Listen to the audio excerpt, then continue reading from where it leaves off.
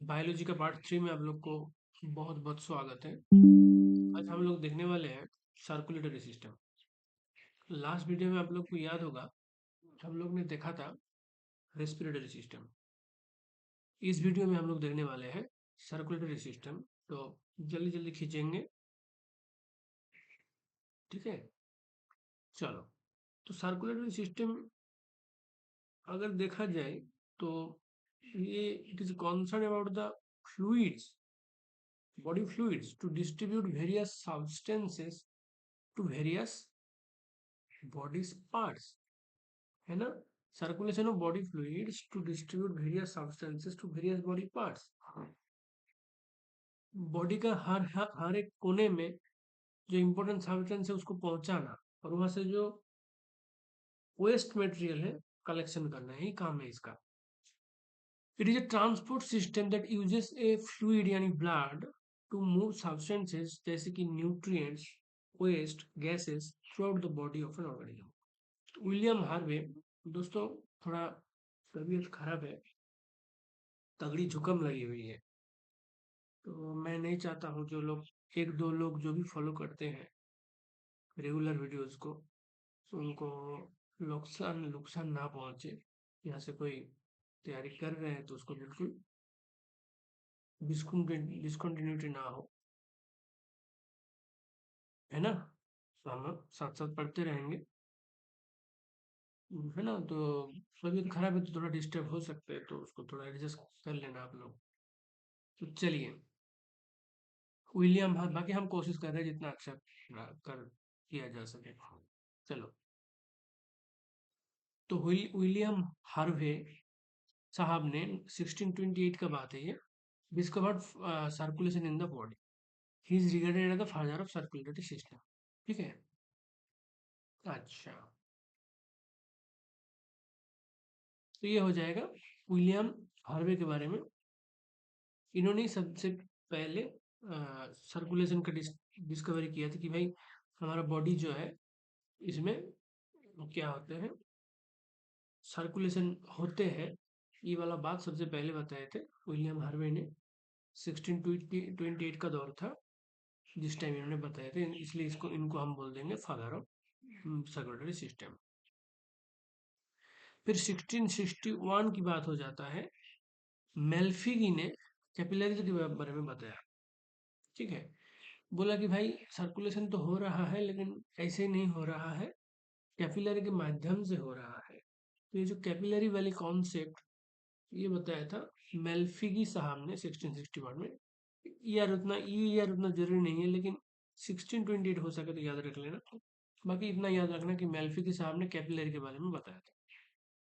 Single cell organism जैसे कि bacteria ले लो, एमीबा ले लो, पैरामीशियम ले लो, यूग्लिना ले लो, do not have circulatory system. भाई कैसे रहेगा ना, जाहिर सी बात है एक ही सेल है उनका, तो कैसे सर्कुलेटरी सिस्टम, कोई मतलब ही नहीं बनता है। तो अगर चार ऑप्शन तुमको दे देगा, फिर पूछेगा which of the following does not have circulatory system. एमी में पैरामीशियम ज्यादातर चांसेस नहीं देगा, क्योंकि पता चल जाएगा। यूग्लिना के बारे में काफी लोग को पता नहीं रहता है, यूग्लिना ज्यादातर ऑप्शन में दे सकता है। बाकी बैक्टीरिया से यूनिसेलुलर सबको पता है, एमी में पैरामीशियम तो पता ही होगा। इसके अलावा यूग्लिना भी याद में रखना चाहिए। फिर आ जाओ ओपन सर्कुलेटरी सिस्टम में हम लोग आ जाएंगे, ठीक है। ओपन सर्कुलेटरी सिस्टम में क्या हो जाता है, circulating fluid bathes internal organs and tissues directly. Bathes मतलब क्या होता है, इंटरनल ऑर्गन टिश्यू जो भी है वो बॉडी फ्लूइड में डूबो के, मतलब डूब के रहते हैं, है ना, उसमें तैरते हैं, है ना। अलग तरीके का कैपिलरीज नहीं मिलते हैं यहाँ पर। क्लोज सर्कुलेटरी सिस्टम में क्या होगा, ब्लड वेसल रहेगा, मतलब खुद ब्लड रहेगा और हार्ट रहेगा। Blood always flows in blood vessels never comes out, है ना। There is no direct contact of blood and tissues, ठीक है। ऐसा बात है यहाँ पर। ओपन सर्कुलेशन में क्या होते हैं, ब्लड ब्लड में यानी बॉडी फ्लूइड में जो भी ऑर्गन टिश्यू जो भी हो तैरते रहते हैं, समझ रहे हो, मतलब उस ब्लड के अंदर डूब के रहते हैं, क्लोज सर्कुलेटर में ऐसा बात नहीं है, यहाँ पर कांटेक्ट ही नहीं होगा, है ना। ब्लड के साथ किसी का कोई रिलेशन ही नहीं है, रिलेशन तो है लेकिन मतलब ब्लड टच नहीं करेगा टिश्यू को, ऐसा समझ सकते हो। No direct contact between blood and tissues. चलो, फिर हम लोग पढ़ेंगे ह्यूमन हार्ट के बारे में। Heart is the pumping organ that circulate the blood through out the body via blood vessels, ठीक है। इट कंसिस्ट्स ऑफ 4 चैम्बर, सही है। Right left auricles, right left ventricles, इतना तो आप लोग को पता ही होगा। ऊपर में 2 ऑरिकल रहते हैं, नीचे 2 वेंट्रिकल रहते हैं। द हार्ट साउंड, जिसको हम लबडब बोलते हैं, लबडब लबडब लबडब लबडब चलता है ना, मिनट मिनट में लगभग 72 टाइम्स, है ना। तो ये लबडब लबडब जो हार्ट साउंड है, it is produce by the opening and closing of the valves in heart. ये भी तुमको पूछ सकता है, और ऐसा पूछेगा थोड़ा सा ट्रिकी करके पूछ सकता है। जैसे पूछेगा लबडब in heart is produce by, तो तुम सोचने लगो लबडब क्या ही चीज है भाई। तो हार्ट साउंड है, तो जाहिर सी बात है ओपनिंग क्लोजिंग ऑफ वाल्व जो हो रहा है उसकी वजह से ये साउंड हो रहा होगा। ये इंस्ट्रूमेंट याद रखना चाहिए, sphygmomanometer is instrument use to measure the blood pressure, ठीक है। नॉर्मल बीपी जो है, जो होना चाहिए आम आम आदमी को, वो है 120/80 mm of Hg। और नॉर्मल हार्ट बीट जो होगा, जैसे कि मैंने बताया 72 पर मिनट, है ना। नॉर्मल, ये ध्यान से देखना है ना, हार्ट बीट बोल रहा है कि प्रेशर का बात कर रहा है। हार्ट बीट है तो पर मिनट में 72 टाइम्स, और प्रेशर का बात कर रहा है तो 120/80। 120 मतलब सिस्टोलिक प्रेशर, 80 मतलब डायस्टोलिक प्रेशर, है ना। सिस्टोलिक प्रेशर मतलब हार्ट जब कंट्रैक्ट कर रहा है, डायस्टोलिक प्रेशर मतलब हार्ट जब एक्सपांडेड है ना। तो ये 120/80 दोनों मेजरमेंट होता है इसका, mmHg में होता है, ठीक है। चलो, human heart is initiated by a patch of modified heart muscle. Heart beat, हाँ, हार्ट बीट जो एक्चुअली शुरू करता है, जो प्रोड्यूस करता है एक्चुअली, इसको हम बोल देते हैं, ये मतलब एसे नोड बोल देते हैं। तो साइनो ऑरिकुलर नोड बोलते हैं इसको, है। और इसको नेचुरल पेसमेकर बोलते हैं। तो ऐसे नोड जो है, ये एक्चुअली क्या होता है, मॉडिफाइड हार्ट मसल होता है। और इसका फुल नेम होता है साइनो ऑरिकुलर नोड। और यही इसका ही काम है हार्ट बीट प्रोड्यूस करना। तो इस ये इसी के कारण मिनट में 72 टाइम्स हार्ट बीट प्रोड्यूस होता है। तो इसलिए इसको हम नेचुरल पेसमेकर भी बोलते हैं। इसके अलावा ऐसे नोड के अलावा एवी नोड भी है, एट्रियो वेंट्रिकुलर नोड, जो मिनट में लगभग 60 टाइम्स बीट प्रोड्यूस करता है। तो किसी का ऐसे नोड डिस्फंक्शन रहेगा, तो एबी नोड की वजह से उसका हार्ट चालू रहेगा, लगभग मिनट में 52 टाइम्स। 52 तो थोड़ा ज़्यादा कम हो जाएगा, 60। 52 में मेरा क्यों आ गया, एक्चुअली मेरे दादाजी का जो था, उनका ऐसे नोड डिस्फंक्शन था। तो उसका जो हार्ट बीट होता था 52 से 58-60 के अंदर ही रहता था, लेकिन वो बिल्कुल सही था। बीट थोड़ा कम था, हार्ट बीट थोड़ा कम था, लेकिन मतलब उनका वो अच्छे से मतलब जिंदगी जीता था, कोई दिक्कत नहीं होता था। तो इसका मतलब ये है, ये कहना चाह रहा हूँ कि एवी नोड जो है उससे भी आदमी जी सकता है, ठीक है। अब एवी नोड भी नहीं रहेगा किसी का, पार्किंजिस फाइबर होते हैं, लेकिन इसका प्रोडक्शन बहुत कम होता है, 45 हो जाता है, जो कि बहुत कम होता है, 40 से 45। फिर पार्किंजिस जो फाइबर है वो भी खत्म हो जाएगा, वो भी काम नहीं करेगा, तो हीज बंडल ये भी प्रोड्यूस करता है, लेकिन वो बहुत कम, 25-30 बीट पर मिनट। तो ये जो हीज बंडल, पार्किंजी फाइबर, ये सबसे काम नहीं चलेगा, तब क्या करना पड़ता है, आर्टिफिशियल पेसमेकर लगाना पड़ता है, ठीक है। आर्टिफिशियल पेसमेकर तब ऑपरेशन करके लगाना पड़ता है, और एसिनेट को हम बोल देते हैं नेचुरल पेसमेकर। अब आ जाओ, ब्लड वेसल में आ जाएंगे हम लोग। It is it form a network of tube like vessels which permeate the body, है ना, which permeate the body. Blood circulates in blood vessels. Blood vessels are of following types: artery, veins, capillary. artery मतलब जो heart से blood लाएगा, और when मतलब जो heart में ब्लड वापस ले जाएगा, और आर्टरी और वेन का बीच में मिलेगा कैपिलरीज, ठीक है। तो artery are the blood vessels which carry oxygenated और pure blood away from the heart, है ना। और हाँ, इसमें एक्सेप्शन मिलता है पाल्मोनरी आर्टरी का। पाल्मोनरी आर्टरी हो जाता है एक एक्सप्रेशन, इसका नाम में आर्टरी होने के बावजूद भी ये जो है इम्प्योर ब्लड कैरी करते हैं। इम्प्योर ब्लड कैरी करते हैं from right ventricle to the lung, ठीक है। पल्मोनरी आर्टरी क्या करेगा, इम्प्योर ब्लड को कैरी करेगा, ठीक है। कहाँ से, राइट वेंट्रिकल से कहाँ पर ले जाएगा, लंग्स में ले जाएगा, है ना। तो तुम बोलोगे फिर आर्टरी क्यों बोले, इसको नहीं बोलते, वेन बोलते। लेकिन आर्टरी का जो फंडामेंटल जो मीनिंग है, अटारी का जो नाम रखा गया अटारी इस हिसाब से रखा गया, मतलब जो भी कोई ब्लड वेसल होगा, जो ले हार्ट से ब्लड लेके कहीं जाएगा, उसको हम बोल देंगे अटारी। और जो भी ब्लड वेसल जो हार्ट में ब्लड कहीं से लेकर के आएगा, तो उसको हम बोल देंगे वेन। तो सब सारे आर्टरी जो है ये क्या करते हैं, हार्ट से ब्लड ले जाते हैं। और इनमें क्या होते हैं, प्योर ब्लड होते हैं।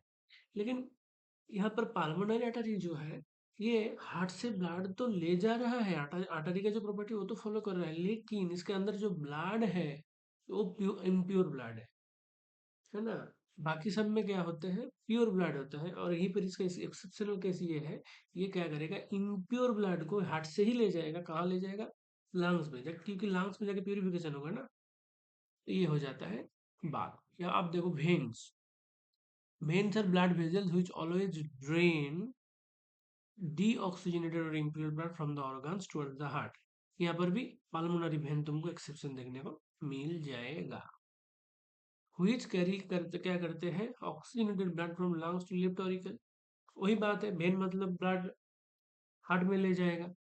तो पल्मोनरी वेन जो है हार्ट में तो ले जा रहा है, तो वेन तो बोलेंगे भाई। अब एक्सेप्शनल क्यों बोल रहा है, क्योंकि वेन ज्यादातर इम्प्योर ब्लड ले जाता है, लेकिन पल्मोनरी वेन जो है हार्ट में ले जाता है प्योर ब्लड लंग से। तो इसको हम वो एक्सेप्शन में डाल देंगे, ठीक है। और ये जो और एक चीज याद रखना पड़ेगा यहाँ पर, पाल्मोनरी आर्टरी कहाँ से हार्ट का हार्ट का कौन सा पार्ट से डीऑक्सीजनेटेड ब्लड या इम्प्योर ब्लड ले जाते हैं, ये हो जाएगा राइट ऑरिकल, है ना। और हमको पूछेगा कि पाल्मोनरी वेन जो है लंग से ब्लड ले जाती है हार्ट में, हार्ट का कहाँ डालती है, लेफ्ट ऑरिकल, इतना याद रखना जरूरी है। फिर आ जाओ कैपिलरी। कैपिलरी जो होते हैं थिन वॉल्ड होते हैं, है ना। आर्टरी का देखा जाए तो वॉल थोड़ा मोटी होती है, कैपिलरीज का थोड़ा थिन होते हैं, ठीक है ना। क्योंकि आर्टरी में पता है, हार्ट से पंप होते ही आर्टरी में जा रहा है, तो उसका प्रेशर तगड़ा रहता है। तो थिन मतलब दीवार मोटी रहना चाहिए, नहीं तो फट जाएगा। और कैपिलरी में क्या है, वो तो टिश्यू वगैरह से ब्लड लेके उसका काम है वहाँ पर हार्ट में जाकर डालना, प्रेशर का कोई बात नहीं है उतना। तो थिन वॉल भी चल जाएगा, है ना। ये smallest blood vessel, sorry sorry, हाँ, अच्छा कैपिलरीज का हम पढ़ रहे थे, ठीक है। तो अटारी वेन में भी मैं जो बताया वो सही बात है। अटारी का मोटा हो जाता है वॉल, वेन्स का दुबला हो जाता है, पतला हो जाता है। कैपिलरी का और पतला हो जाता है। ये तगड़ा थिन वर्ल्ड होता है, क्योंकि भाई इसको एक्सचेंज करना है। और ये स्मॉलेस्ट ब्लड वेसल्स हो जाते हैं, सही है। Which from the dense network in the organs, ठीक है, ऑर्गन में जाके ये डेंस नेटवर्क फैला देता है, ताकि ऑर्गन से कार्बन डाइऑक्साइड ले पाए, ऑर्गन को CO2 दे पाए, जो लंग से लेकर के आए हैं। This joints artery on one hand and vein on other, है ना। कैपिलरीज का मतलब ही हो जाता है artery और vein का जो जंक्शन है।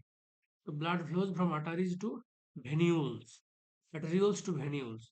जो artery का छोटा छोटा पार्ट हो जाएगा उसको हम arteriole बोल देंगे, ब्रांच हो जाता है। और वेन्स का जो ब्रांच देखने को मिलता है उसको venules बोल देते हैं। ब्लड फ्लोज होता है arterioles से venules by means of this capillary network। तो ये यहाँ पर आ जाएंगे, ब्लड के बारे में पढ़ेंगे। It is fluid connective tissue. Blood एक टाइप का कनेक्टिव टिश्यू होते हैं, लेकिन इसका फॉर्म जो है लिक्विड होते हैं, फ्लूइड होते हैं। तो इसको हम बोल देंगे fluid connective tissue. Its volume is 5 to 6 litre in an adult, है ना। एक एडल्ट में कितना ब्लड रहता है तुमको पूछेगा, तो 5 से 6 लीटर रहना चाहिए।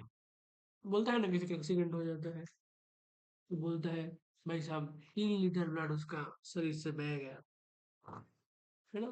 तो उसको एडिशनल ब्लड देना पड़ता है बाहर से। तो रहना कितना चाहिए, 5-6 लीटर रहना चाहिए। It constitute 6 to 8% of body weight and blood plasma has a pH of 7.4, that is slightly alkaline, है ना। साथ में हो जाता है न्यूट्रल, थोड़ा सा ज्यादा, तो स्लाइटली अल्कालाइन हम कह सकते हैं। तो ये जो हो जाता है ब्लड के बारे में, है ना। ब्लड जो है 6 to 8% ऑफ बॉडी वेट, है ना।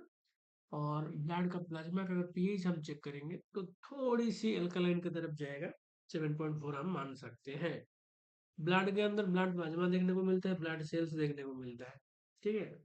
और ब्लड सेल्स में आरबीसी डब्ल्यूबीसी प्लेटलेट्स देखने को मिल जाता है। ब्लड प्लाज्मा 55% रहते हैं, ब्लड सेल्स 45% रहते हैं, ठीक है। अब आ जाओ ब्लड सेल्स के बारे में देखेंगे। 3 टाइप का होता है, आरबीसी डब्ल्यूबीसी और प्लेटलेट्स। आरबीसी क्या हो जाएगा, इसको एरिथ्रोसाइट भी बोल देंगे, डिस्क शेप्ड, इसका कोई न्यूक्लियस नहीं होता है। Content the pigment called haemoglobin, इसमें हीमोग्लोबिन रहते हैं, which gives blood is red colour. और इसी हीमोग्लोबिन के कारण ही ब्लड का कलर रेड होता है। ट्रांसपोर्ट ऑक्सीजन का ट्रांसपोर्ट, ये जो हीमोग्लोबिन है इसके माध्यम से ब्लड ऑक्सीजन और कार्बन डाइऑक्साइड को कैरी करते हैं। हीमोग्लोबिन के साथ ऑक्सीजन मिल जाता है, हीमोग्लोबिन के साथ कार्बन डाइऑक्साइड मिल जाता है, ऑक्सी हीमोग्लोबिन बना देता है। जब कार्बन डाइऑक्साइड हीमोग्लोबिन के साथ जुड़ जाता है तो कार्बोक्सी हीमोग्लोबिन बना देते हैं। ऐसे करके कैरी होते हैं। In mammals RBC are circular, non nucleated,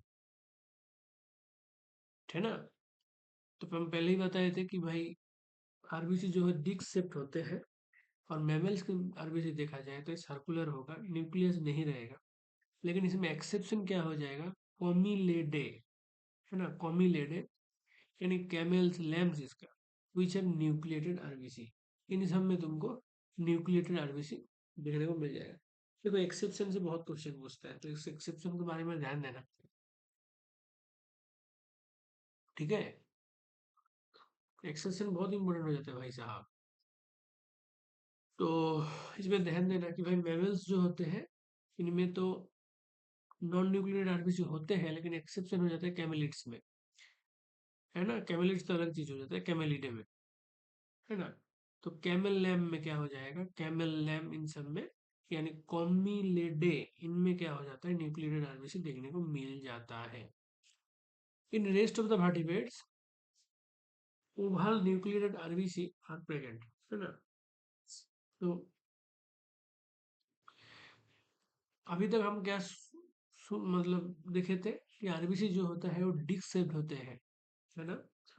मतलब आरबीसी का शेप अगर देखा जाएगा तो मैमल्स का आरबीसी तुम देखोगे,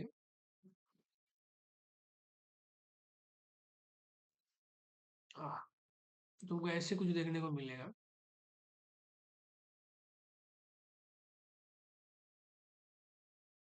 आरबीसी जो होता है देखने में ऐसा होता है, इस टाइप का। मतलब ये वाला पोर्शन में ध्यान दो, ऐसे होता, ऐसे होता। मतलब क्या होता है, तो ये ऐसे, है ना। तो इसका मतलब क्या है, कॉनकेव सरफेस जो होता है कॉनकेव होता है। तो ये मैमल्स की बात है, लेकिन भाटीपेट में मैमल्स के अलावा काफी देखने को मिलते हैं। तो उनमें क्या होगा, उनमें ओभाल होगा, ओभाल मतलब ऐसे।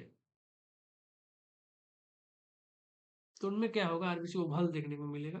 और उसमें न्यूक्लियस भी रहेगा, उसमें न्यूक्लियस भी तुमको देखने को मिल जाएगा। उनमें हालांकि न्यूक्लियस नहीं होता है। तो ये बात इंपॉर्टेंट हो जाएगा यहाँ पर, कि बाकी जो भी वर्टिब्रेट है उनमें ओवल और न्यूक्लियर आरबीसी देखने को मिलता है। ये मैन्युफैक्चर होते हैं रेड ब्लड सेलों में। इसका लाइफ स्पैन 120 डेज का होता है। और आरबीसी का नंबर अगर तुम देखोगे 4.5-5 million per cubic millimetre of blood देखने को मिल जाता है ना। क्यूबिक मिलीमीटर ऑफ ब्लड तुम लिए हुए, क्यूबिक मिलीमीटर मतलब समझ लो कितना छोटा, क्यूबिक मिलीमीटर, उसमें 4.5 to 5 मिलियन आरबीसी देखने को मिलता है। फिर हम लोग आ जाएंगे डब्ल्यूबीसी में, ठीक है। डब्ल्यूबीसी का मतलब हो जाता है ल्यूकोसाइट, ल्यूकोसाइट भी बोल देते हैं इसको आप। इसमें बिल्कुल न्यूक्लियस रहते हैं, ये राउंडेड होता है, rounded with nucleus and far less numerous than RBC. इसका 8,000 ही देखने को मिलता है, ठीक है। वहाँ पर जैसे 4.5 to 5 मिलियन देखने को मिला था, यहाँ पर 8,000 देखने को मिलता है पर क्यूबिक मिलीमीटर ऑफ ब्लड। मैंने ये भी रेड मेनू में ही मैन्युफैक्चर होते हैं, act as soldiers of body defence system, है ना।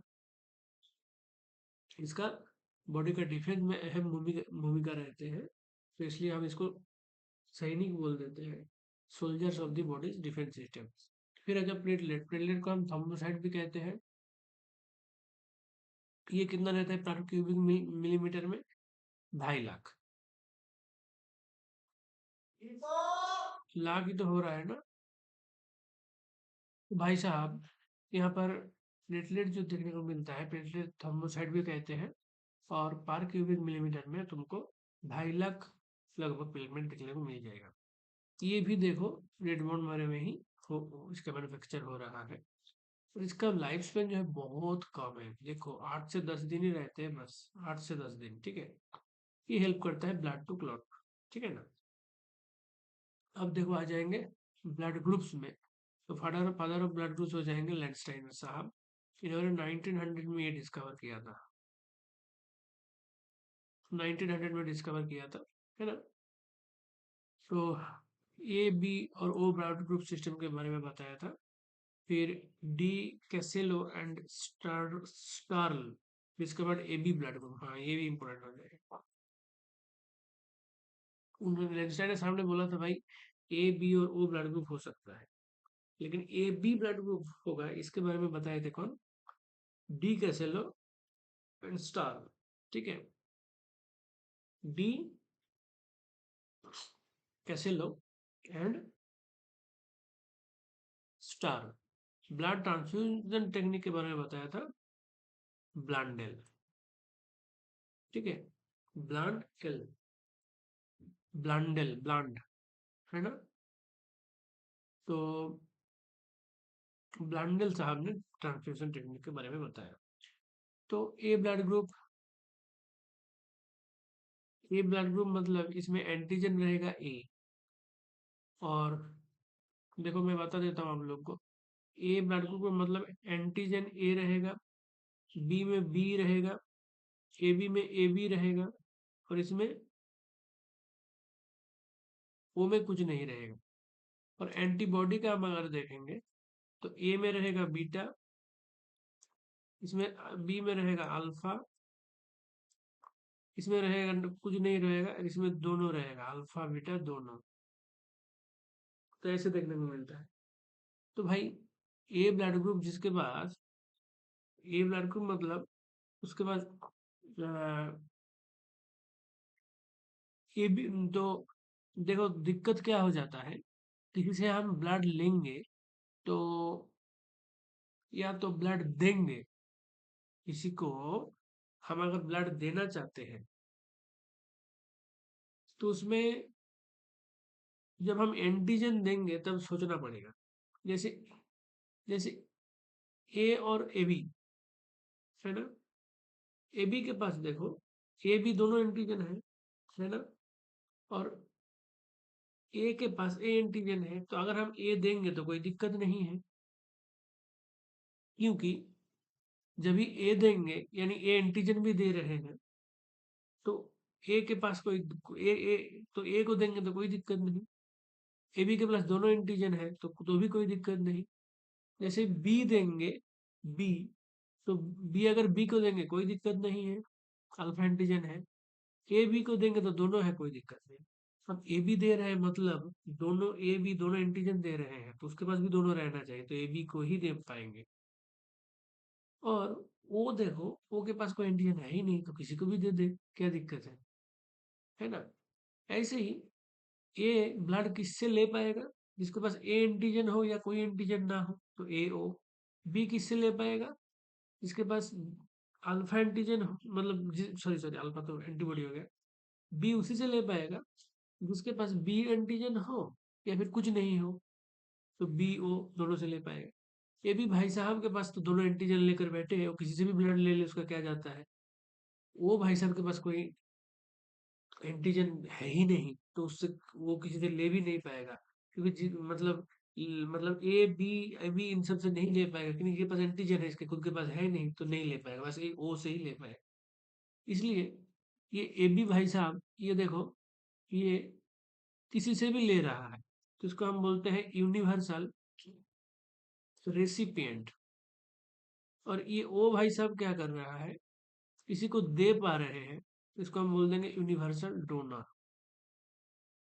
यूडी, यूनिवर्सल डोनर, ठीक है, याद रहेगा। साफ लिख दूं, चलो,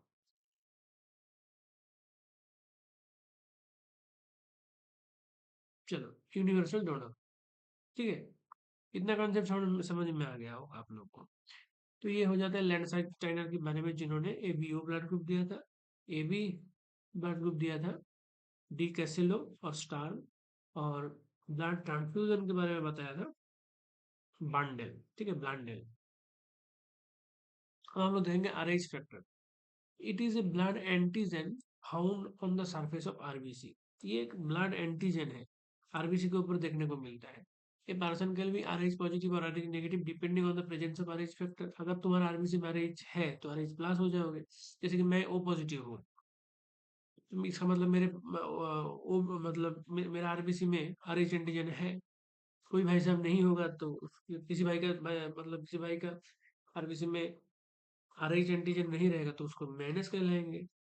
तो आर एच प्लस पर्सन जिसके पास एंटीजन ऑलरेडी है, तो एंटीजन वाले से ले ले और नेगेटिव से ले ले, कोई दिक्कत नहीं।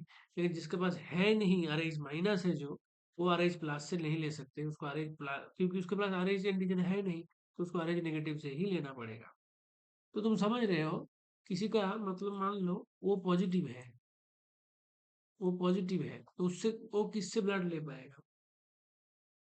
वो पॉजिटिव जो होते हैं, एक तो ये बात है कि वो जो है उसके पास कोई एंटीजन नहीं है, तो वो जस्ट ओ से ही ले पाएगा,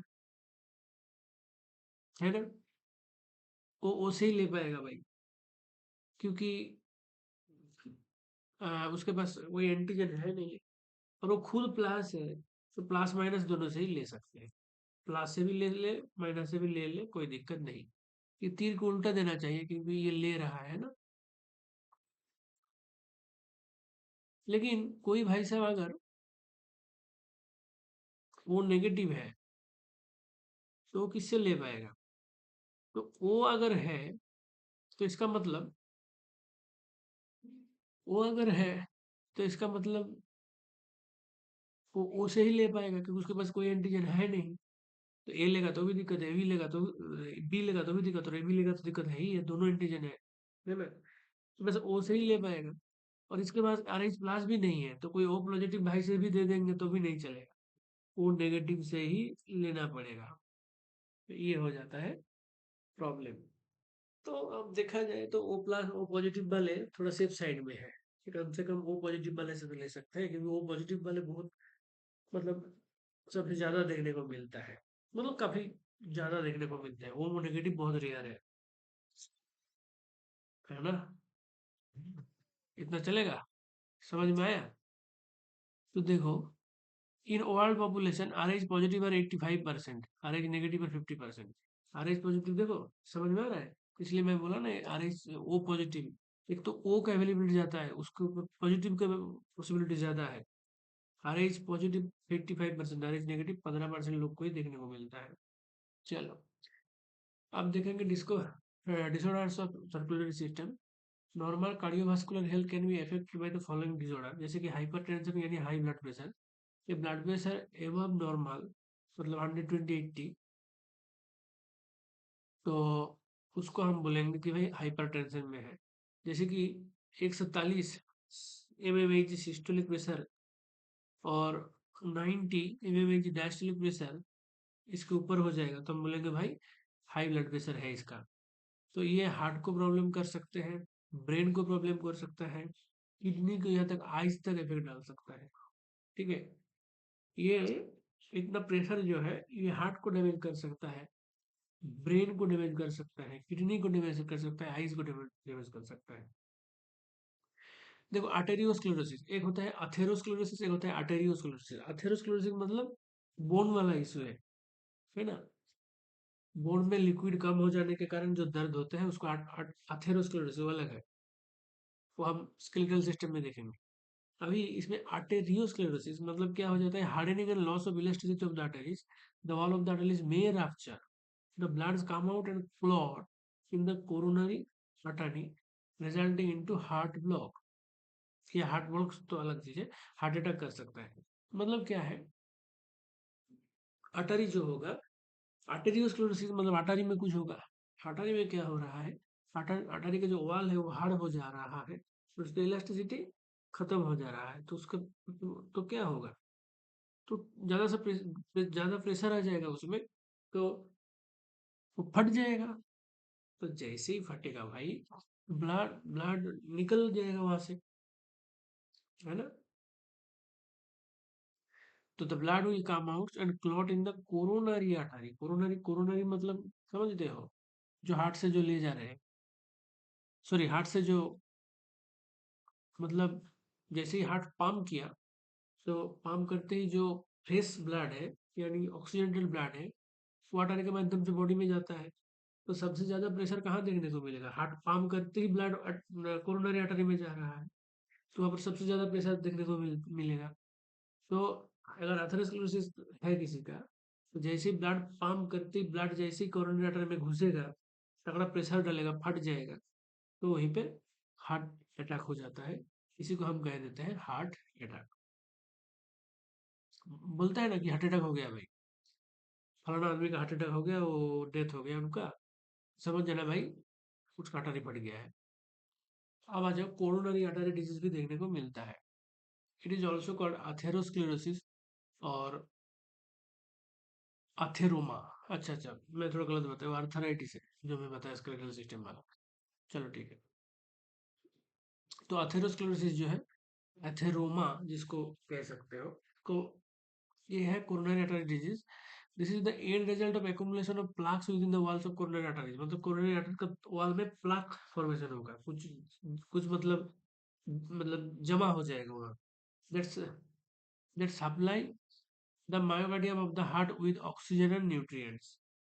ठीक है, एपिकार्डियम, पेरिकार्डियम, मायोकार्डियम, मतलब हार्ट का जो कवरिंग मेम्ब्रेन है उसको तीन लेयर देखा जाता है। एकदम बाहर जो रहता है पेरिकार्डियम, बीच में मायोकार्डियम, और एकदम अंदर एंडोकार्डियम। ठीक है, तो पेरिकार्डियम, मायोकार्डियम, एंडोकार्डियम। तो मायो मतलब बीच वाला जो हार्ट का लेयर है ना, हार्ट वाल का जो बीच वाला लेयर है मायोकार्डियम। क्या होता है, जो कोरोनरी आर्टरी होता है ना, उसमें क्या होता है, कुछ प्लाक, कुछ एक्युमुलेशन हो जाता है कुछ प्रोडक्ट का, है ना। तो फिर क्या होगा, ये जो वहां पर जमा रहेगा जो भी मटेरियल, तो क्या होगा, अ, वो मायोकार्डियम तक पहुंच जाएगा ऑक्सीजन और न्यूट्रिएंट के साथ। ठीक है, उसमें ऑक्सीजन भी रहेगा, न्यूट्रिएंट भी रहेगा, क्योंकि भाई कोरोनरी आर्टरी है, कोरोनरी आर्टरी में तो ऑक्सीजनेटेड ब्लड रहता है, तो ऑक्सीजन और जो मटेरियल वहां था ऐसे वो सब लेके एकदम मायोकार्डियम में चल जाता है। इसको हम बोलते हैं कोरोनरी आर्टरी डिजीज। इसी को अथेरोस्क्लेरोसिस भी बोल सकते हो, एथेरोमा भी बोल सकते हो। हार्ट अटैक मतलब is result from a sudden decrease in coronary blood supply. Heart attack हो गया, यानी कोरोनरी ब्लड सप्लाई में कमी हो गया। The portion of cardiac muscle without oxygen supply dies within few minutes. Blood का heart का जो मसल है वहाँ पर ऑक्सीजन नहीं जाएगा, तो वो पंप करना बंद कर देगा, फिर कोरोनरी आर्टरी में ब्लड का कमी हो जाएगा। This is characterized by severe pain in the heart. बहुत ज्यादा पेन होगा, ब्रेथलेसनेस, तुमको सांस नहीं मिलेगा, तुमको रेस्टलेसनेस, तुमको रेस्टलेस फील होगा, नोजिया होगा, वॉमिटिंग होगा, ऐसे सिम्टम तुमको देखने को मिल जाएगा, जिसको हम हार्ट अटैक भी कह देंगे। और आर्टरी फट भी जाएगा तो भी हार्ट अटैक हो जाएगा। और हाइपोटेंशन मतलब fall in aerial arterial blood pressure is called hypertension and low blood pressure। Cardiac arrest मतलब क्या हो गया, स्टॉप बीटिंग, हार्ट बीट करना बंद कर दिए, इसको हम बोल देंगे कार्डियक अरेस्ट। एक और होता है स्ट्रोक। स्ट्रोक से कई लोग मतलब कंफ्यूज होते हैं। स्ट्रोक का मतलब क्या होता है, जब ब्रेन में जब ब्रेन में क्या होता है, कोई हेमरेज वगैरह हो जाता है, ब्रेन का जो ब्लड वेसल है ब्रेन में, वहाँ पर अगर हेमरेज वगैरह हो जाता है, जिसके कारण ब्रेन में अगर ऑक्सीजन पहुंचना बंद हो जाते हैं, तो स्ट्रोक का सिचुएशन फॉर्मेशन होता है। स्ट्रोक वाला सिचुएशन बिल्कुल ब्रेन से रिलेटेड है, ठीक है। तो न्यूरल सिस्टम में हम लोग देखेंगे, है ना। तो वो हार्ट से रिलेटेड नहीं है, स्ट्रोक बिल्कुल ब्रेन से रिलेटेड है। तो ये सब यहाँ पर देखने को मिल जाता है। कार्डियक अरेस्ट तक हम लोग देख लिए। इस वीडियो में इतना ही रहने देंगे, नेक्स्ट वीडियो में हम लोग एक्सक्रीटरी सिस्टम से शुरू करेंगे। तो एक बार जल्दी जल्दी रिवाइज कर लिया जाए, है ना, कि जो भी हम पढ़े हैं थोड़ा बहुत रिवाइज कर लिया जाए। तो हम सर्कुलेटरी सिस्टम पढ़ रहे थे। सर्कुलेटरी सिस्टम में हम लोग को पता चला कि बॉडी फ्लूइड का सर्कुलेशन का बात यहाँ पर चलता है ना। कई तरीके का सब्सटेंस हो जो मतलब इसी सर्कुलेटरी माध्यम मतलब इस सिस्टम का माध्यम से बॉडी का हर एक पार्ट में पहुंच जाता है ना। तो न्यूट्रिएंट वगैरह ये ले जाते हैं टिश्यूज में, टिश्यूज से वेस्ट गैस वगैरह लेकर वापस आते हैं। तो विलियम हार्वे साहब ने 1628 में सर्कुलेशन ऑफ द बॉडी के बारे में बताए थे, इसलिए हम इनको इनको father of cardiac father of circulatory system बोल देते हैं। और कैपिलरीज के बारे में बताए थे मेल्फी। कैपिलरीज के बारे में कौन बताए थे, मेल्फी। और father of circulatory system William Harvey. 1628 की बात है, 1628। अच्छा, सिंगल सेल ऑर्गेनिज्म में सर्कुलेटरी सिस्टम नहीं हो सकता है, जैसे कि बैक्टीरिया, पैरामीशियम, एमीबा, यूग्लिना। फिर हम लोग देखें open circulatory system, close circulatory system, है ना। क्लोज ओपन में बिल्कुल इंटरनल ऑर्गन टिश्यू जो है बिल्कुल ब्लड का कांटेक्ट में रहेगा, है। यहाँ पर ब्लड वेसल, ब्लड हार्ट सब कुछ अलग अलग देखने को मिलेगा, है ना। ब्लड एकदम वेसल के अंदर रहेगा, कभी बाहर नहीं जाएगा। और no direct contact of blood and tissues. फिर हम लोग ह्यूमन हार्ट के बारे में पढ़ रहे थे, है ना। हार्ट हो जाता है पंपिंग ऑर्गन, है ना। इसमें आर्टिकल वेंट्रिकल मतलब ऑरिकल और वेंट्रिकल देखने को मिलता है। हार्ट का जो साउंड है लैपटॉप, ये opening and closing of valves in the heart इसके कारण होता है। स्फिग्मोमीटर जो होते हैं, इसके माध्यम से हम लोग ब्लड प्रेशर नाप सकते हैं। जैसे कि नॉर्मल हो जाता है 120/80 mm/Hg, नॉर्मल हार्ट बीट हो जाता है 72 पर मिनट, ठीक है। और हार्ट बीट जो इनिशिएट होता है वो ऐसे नोड के कारण होता है, जो भी जो क्या हो जाता है, एक modified heart muscle sino auricular node जिसको कहते हैं, इसको नेचुरल पेसमेकर में कह देते हैं। फिर हम लोग ब्लड वेसल के बारे में पढ़े, है ना। आर्टरीज के बारे में क्या देखें, ये ऑक्सीजनेटेड ब्लड ले जाते हैं। एक्सेप्शन हो जाता है पाल्मोनरी आर्टरी, जो कि इम्प्योर ब्लड ले जाता है राइट वेंट्रिकल को। वेन में क्या हो जाता है, ये भी ब्लड वेसल है जो ड्रेन करते हैं डीऑक्सीनेटेड और इम्प्योर ब्लड को, है ना। लेकिन एक्सेप्शन हो जाएगा पाल्मोनरी वेन, ये क्या करते हैं, ऑक्सीनेटेड ब्लड को लंग से ले जाते हैं लेफ्ट वेंट्रिकल में, ठीक है। तो यहाँ पर ये ध्यान देना होता है कि पाल्मोनरी आर्टरी जो है वो रिलेटेड है राइट वेंट्रिकल से, जहाँ से क्या होता है, बिल्कुल इम्प्योर ब्लड जो है वो लंग्स में जाता है। वही पाल्मोनरी वेन जो है वो रिलेटेड है लेफ्ट ऑरिकल से, और पाल्मोनरी वेन जो ऑक्सीजनेटेड ब्लड है लंग से लेफ्ट ऑरिकल में ले जाते हैं। चलो बढ़िया, ठीक है। तो इतना तुम याद रखना, पाल्मोनरी वेन, पाल्मोनरी आर्टरी ये उल्टा होता है। मतलब वेन, पाल्मोनरी वेन में रहेगा प्योर ब्लड, पाल्मोनरी आर्टरी में रहेगा इम्प्योर ब्लड। और पाल्मोनरी आर्टरी का रिलेशन हो जाएगा राइट वेंट्रिकल से। पाल्मोनरी वेन जो कि प्योर ब्लड ले आता है, इसका रिलेशन हो जाएगा लेफ्ट वेंट्रिकल से। इतना याद रखना है। कैपिलरीज बिल्कुल थिन और स्मॉलेस्ट ब्लड वेसल, बिल्कुल डेंस नेटवर्क देखने को मिलता है। आर्टरी और वेन को ये कनेक्ट करता है ना। आर्टरियोल्स और वेंट्रियोल्स इसी कैपिलरी के अंदर देखने को मिलता है। और ब्लड जो होता है एक फ्लूइड कनेक्टिव टिश्यू हो जाता है। 5-6 लीटर ब्लड हम लोग को देखने को मिलता है। ब्लड जो है 6 to 8% of the body weight को ये कैरी करता है। ब्लड प्लाज्मा का पीएच 7.4 हो जाता है, जो कि स्लाइटली अल्कलाइन होता है। ठीक है। फिर ब्लड सेल में हम लोग देखेंगे एरिथ्रोसाइट, ये डी शेप्ड होते हैं, इनके अंदर न्यूक्लियस बिल्कुल नहीं होते हैं। हीमोग्लोबिन देखने को मिलता है, इसी कारण रेड कलर होते हैं, ऑक्सीजन और कार्बन डाइऑक्साइड कैरी करते हैं। मैमल्स में अगर हम देखेंगे आरबीसी जो होता है डिस्क शेप्ड कह लो या सर्कुलर कह लो, और नॉन न्यूक्लिएटेड भी होता है, लेकिन एक्सेप्शन यहाँ पर देखने को मिल जाता है कॉमिलेडे, यानी कैमल्स, लैम्स, ये सब इनमें न्यूक्लिएटेड आरबीसी देखने को मिलता है।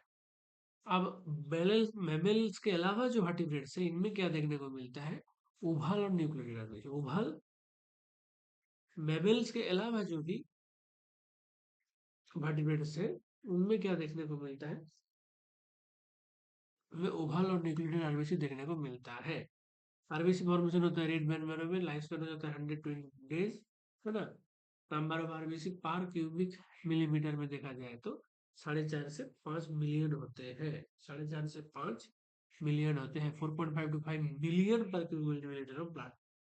ब्लड कार्पासेल्स को ल्यूकोसाइट बोल देते हैं, और इसमें न्यूक्लियस न्यूक्लियस प्रेजेंट होते हैं, है ना। देखो यहाँ पर बोला है ऑल आर ल्यूकोसाइट्स, है ना, राउंडेड विद न्यूक्लियस, यानी nucleus is present at far less number than RBC. ये 8,000 देखने को मिलता है।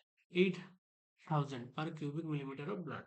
हर क्यूबिक मिलीमीटर में 8,000 ही बस देखने को मिलता है। बोन मैरो में प्रोड्यूस होता है, सोल्जर ऑफ डिफेंस सिस्टम हो जाता है।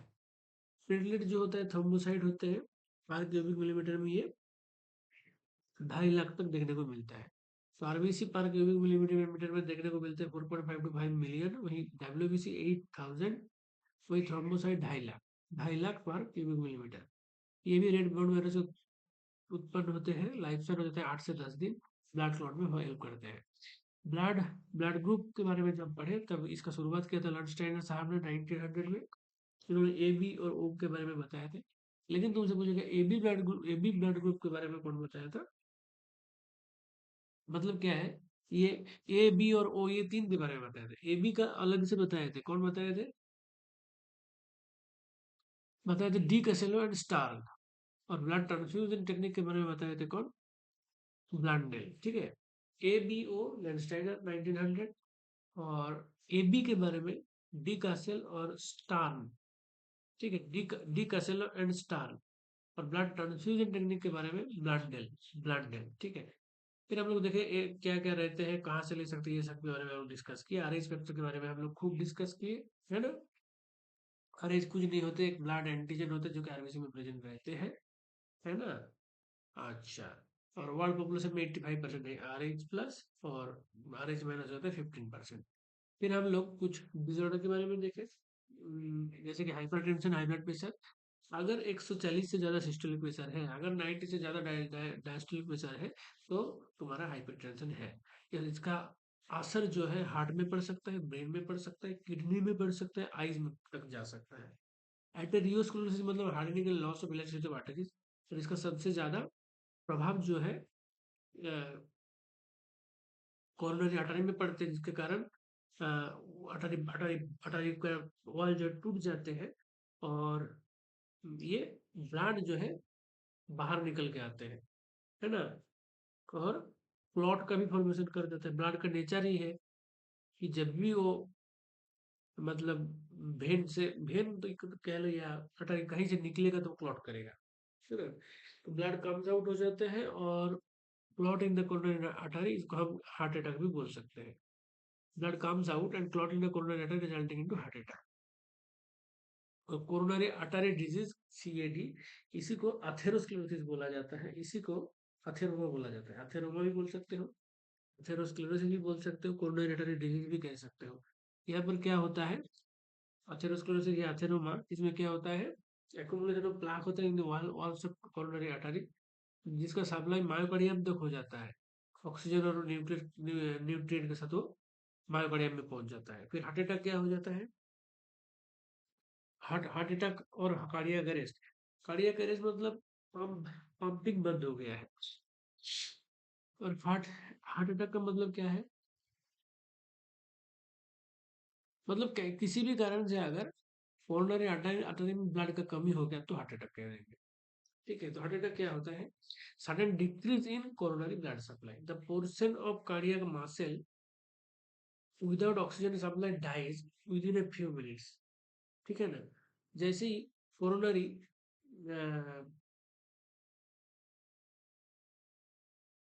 जैसे तुमको कोरोनरी जो आर्टरी होते हैं तो उसमें ब्लड सप्लाई कम हो जाएगा, तो कार्डियक मसल क्या हो जाएगा? ऑक्सीजन नहीं रहेगा उसमें, तो ऑक्सीजन सप्लाई के बिना वो क्या हो जाएगा? मर जाएगा, है ना? With in a few minutes. It is characterized by severe pain in the heart, breathlessness, restlessness, nausea and vomiting. Hypotension मतलब fall in atrial blood pressure, this is called hypotension और लो ब्लड प्रेशर। हाइपरटेंशन मतलब ज्यादा, hypo मतलब कम blood pressure, ठीक है ना? Atrial blood pressure में कम pressure हो गया है तो हम बोल देंगे हाइपोटेंशन यानी लो ब्लड प्रेशर है। तो नमक का पानी घोल के पीने के लिए बोलते हैं डॉक्टर लोग। अच्छा, कार्डियक अरेस्ट में तो समझ ही गए हो, when heart stops beating this condition is called cardiac arrest. अब आ जाते हैं एक्सटर्नल सिस्टम। नेक्स्ट वीडियो में हम उसके बारे में पढ़ेंगे। इस वीडियो में इतना देखे रहने देंगे, लास्ट तक देखने के लिए बहुत बहुत धन्यवाद, है ना? और हम लोग ऐसी वीडियो देखते रहिए। Love you all, thank you all, Radhe Radhe.